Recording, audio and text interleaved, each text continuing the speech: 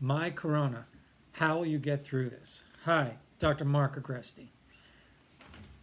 What I'm talking about here is each individual is going through their own personal experience with this coronavirus. And I call it my Corona. And what I'm suggesting right now, take a step back and decide right now how you're going through what's ahead of us. You're going through this whether you like it or not. Decide to go through it at peace with yourself and the world around you. It'll be a lot easier. The corona's there, and it's going to inflict its misery on us all. It's going to take its piece of flesh. But how much we suffer from it is up to us. It'll do what it's going to do. We can make it a lot worse by the suffering we do to ourselves with the worrying and panic. I'm just preparing people. I'm not Dr. Doom here, but it looks like things are going to get worse over the next few weeks. I hope not, but that doesn't look right.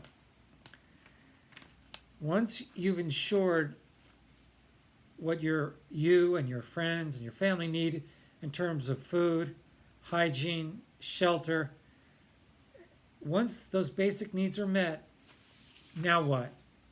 You're going to have a lot of time on your hands, because I think we might be in quarantine for another 4 to 6 weeks. During that time period, I think everyone needs to set goals. It'll go a lot better if you set goals and work backwards. Say, this is where I want to be at the end of a month, and then decide what you'll need to do to get to that point. That's what a goal is. It's working backwards. So you say to yourself, I want to be here. What's it going to take to get there? Well, make a fitness goal. And what I'm finding very unnerving is do an appearance goal. Try and keep yourself looking good, people. Come on, hang in there. Say, I'm going to try and make myself look better over the next 6 weeks. Don't let yourself go happy face, happy mind. Sad face, sad mind. Good looking, good feeling. Bad looking, bad feeling. So fake it till you make it. Look good and hopes behavioral therapy, you feel good. Be real careful with that. All right, the next one. This is a touchy subject. A third of the economy has been shut down. Do what you can to minimize the impact of this on your work and financial life. That means thinking, learning new skills, trying to network. We're in a new economy. Try and figure out where you fit in, how your business fits in, how to minimize this.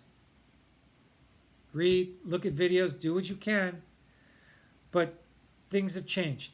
We're in a new economy now. Figure out what skills you'll need to make it work.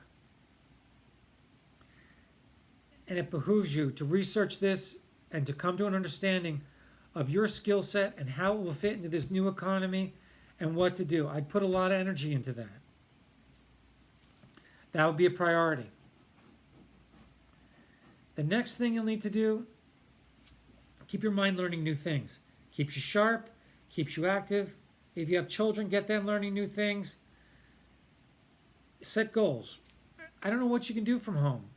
I'm offering some brief suggestions. I'm not so naive to think this list is complete. You need more. I'm just talking to a bunch of people. What people are doing, they're trying to do some sort of art project. Building something, drawing something, creating something, cooking something, languages. Try different things. Meditation, yoga, I don't know what. Those are naive and they're simplistic. I get it. But you're going to have to figure out what you could learn, something new. There's a million things. But start watching and reading.